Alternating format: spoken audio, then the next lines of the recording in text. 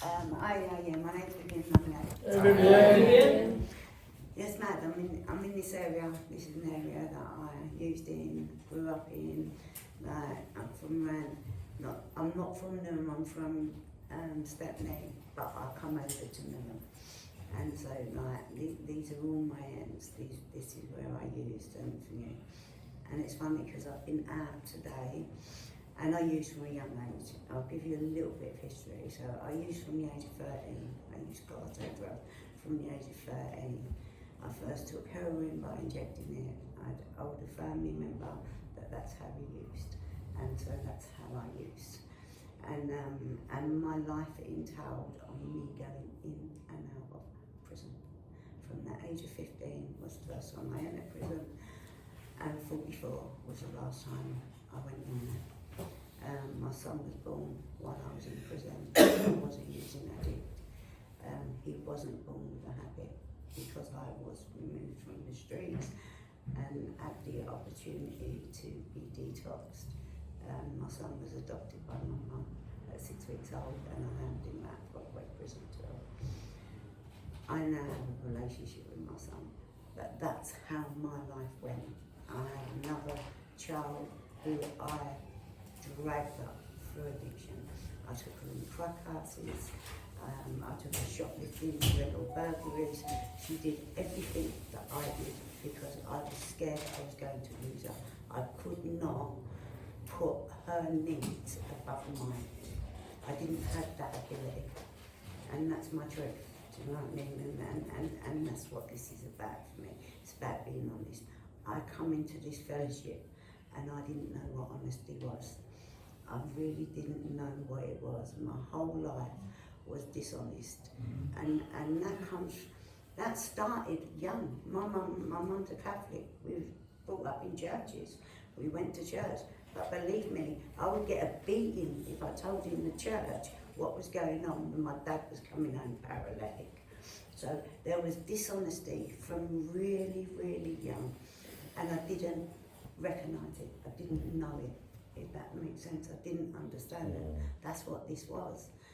So I spent my entire life very angry at the situation with my dad, an alcoholic.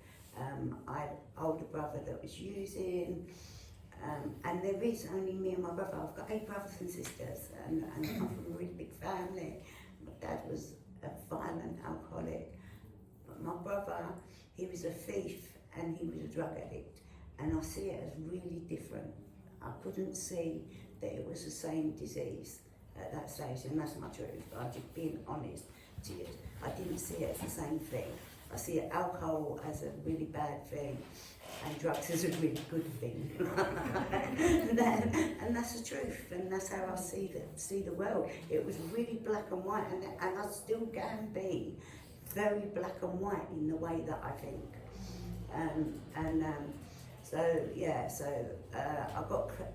My son got taken away when he was 6 weeks old. My mum, I used to see him up till he was 7. When he was 7, my mum stopped me seeing him completely. He wasn't allowed to be on his own meal because my drug addiction had escalated to a place that I couldn't protect myself. So there was no ability to protect him, and so I didn't have him after the age of 7. My daughter stayed with me, and she grew up in the madness with me, and that was just my life. I've come in when she was 13. Social services got involved because I was going in and out of prison, and I had some very good friends that would look after my daughter when I was in prison. It was that simple. She would go to friends, or she'd go to my brother if he wasn't in prison.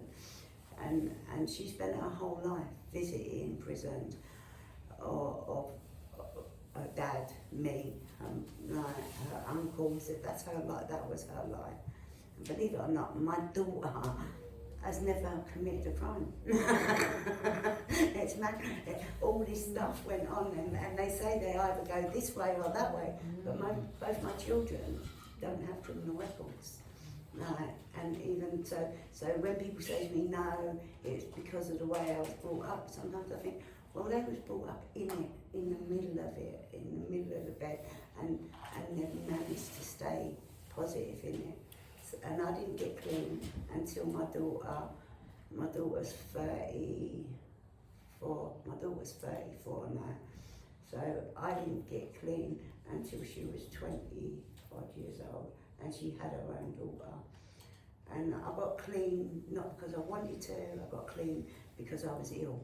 The way that I used, the places that I used in, I contracted tuberculosis, I had Hep C, I've had Hep B, which I only found out the other day that actually I've had Hep B because I'm doing some stuff for work, and they said, oh, you've got an immune system. I was like, I probably need a Hep B booster, I ain't had one in a minute. And they was like, oh no you don't, because you've actually had Hep B. Do you know what I mean? You've built your own immune system. This is since I'm 11 and a half years in recovery to someone tell me I've had Hep B. I didn't know this stuff because I never looked after myself. I didn't visit doctors unless I was dying and was like literally taken in from hospital or from the prison. It was that simple for me. So yeah, so I'm saying all this, I come into recovery smashed. When I come in, got COPD, I had a breathing apparatus to help me to breathe. My lungs were packing up. And I went into supported housing. I'd done my detox in Holloway Prison, and I went into supported housing. And I stayed there for a year. I did a day program, I did the rooms. But I'm just being honest, the rooms wasn't enough for me. It wasn't enough. I had so much stuff, so much shame that I didn't know how to communicate with you what that was. And that's not saying that I'm any worse than anyone else. I just didn't have them skills in the bag. Some people come in and they've got them, and some people come in and they ain't. I couldn't identify my own feelings. I didn't know what they was. And it was very basic what I was doing. And that's my truth. And all I've got to be here is honest. It doesn't matter if you identify with me. There'll be parts of this that you'll see yourself in, and that's how I've worked with shares now. I can identify with most people. It doesn't matter where they come from or what life. I can identify with. I didn't have the ability to take ownership of any behaviours. So when I come in, they're like, yeah, you've got defects. I was like, shut up, that's what kept me alive. How can you call them defects? They're my assets. That's what's taught me how to live in this world that I'm living in. That's what's kept me from overdosing or take, because of the shame and the guilt that I felt. So the defects was there to help me, to protect me, so that I could still move on. I just didn't understand it at the time. And I still use them, let's get honest. I've got lots of defects. I've been through the steps a few times, and I've done them in a few different ways. I've been through green and gold. I've also done it through a book called the Hazelden Steps, and I've done it through Christianity. And just because I'm a Christian, I don't expect you to be. Do you know what I mean? You can have whatever I you want if it keeps you clean. I don't care. All I care about is me. I'm still selfish to the core. and I do this stuff because it keeps me clean on a daily basis. And when I don't do it, I'm not clean. My behaviours come out, my defects come out to play, and I can become selfish the way I was in addiction. I can do all that in recovery. I know it, do you know what I mean? Especially when I feel like I've been wronged, then I can like really get on that thing of, right, I'll show you with what I've got, and I'll go back to my old defects and want to act out in them. I'm grateful that I've got a good support network around me, that I can phone them up and say that. It's that simple for me, because if I'm not real with myself, then it's pointless me being in this room sitting on this chair. Do you know what I mean? That's for me. Like, I haven't hit anyone since I've been in recovery. No, I haven't hit a single person. Well, I did in the beginning. In the first year, let's get honest here. In the first year, I had a fight at a bus stop with someone from my addiction, yeah. but I haven't done it since then, like, and that's amazing for me. Like, from where I'm coming from, I've got 110 convictions on my DBS when I have to go and explain them, and a lot of them are violence. It's mad. It's like they're not massive violence, like, but they're violence. There's a lot of violence in there, because when I got caught thieving, my automatic reaction was I'd attack you, because I thought that was the right thing to do to get away. And so then defects would automatically come up. This is what I'm trying to say. My defects, like, I think that I'm right all the time. It's a defect. I don't know what it is, but it's not right. But it is a defect for me. I have to really humble myself and acknowledge that I don't know everything, and I need other people to help me. Because when I'm in that place, I don't want to ask you for help. Do you know what I mean? I don't want to do none of this. My main defect is manipulation, and I use it now. It is, I'm being honest. That's what it is. It is manipulation. I am so good at talking my way out. I got out of so many crimes because I just had the gift of the gab, but I don't know how I got it or where it come from. But I'm good at it, and I use that now. And I suppose it's not something I'm praying to go away. It says in there, we become willing. I'm not willing. I try not to hurt people with it. That's my main thing, is that I ain't causing no one no harm. I'm not committing no crimes. And that's my thing now. As long as I'm not committing crime, because crime is, dishonesty is my main defect, because I will commit crime. And it comes natural. When I'm walking down the street, I spot things. Even now, if I'm in the shop, I walk in the shop, normal people walk in, they look at the clothes. I look, where's the cameras, what store? I'm 11 and a half years clean. Why am I still doing this? But I still do it. And it's all right. It's not the end of the world, as long as I don't act out in these defects. I don't think they're ever going to go, and that's my truth. They've not gone yet. They may go, I don't know. But right now, I'm content with what I've got. I've not been arrested since being in recovery. I've got no new criminal stuff. I go out of my way to help people. Service is massive for me. Working through this stuff and seeing me in it. And see, when I ripped my first step 4, I blamed everyone for everything. Do you know what I mean? It was everyone else's fault. Having someone sitting there telling me, no, look at your bit, this is your bit, this is you, do you know what I mean? And then having to put that list of defects beside it. And I couldn't even identify my feelings, let alone identify some defects for them. But I've done it because I just know that this program works. This works. So if that means me sitting down with someone and saying to them, all right, look, this is what I've done, because this is what I had to do. And this, I sat down with people and said to them, right, look, this is what I've done. And they'd be like, why did you do it? Do you know what I mean? And I don't know, don't actually know. But then dig a bit deeper, okay, this is because this happened then, and this was my response. And that's how the steps have worked for me. They've managed to clear so much of my wreckage. I've been in therapy. I've done therapy with my son. My son is sitting in my house now with my granddaughter, and they're playing video games. Do you know what I mean? He wants to live with me.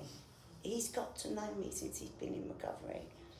I try to be open and honest, and I do try not to blame others for the stuff that he went through, because it's not their fault, but it also isn't all mine either. I was a victim in it as well.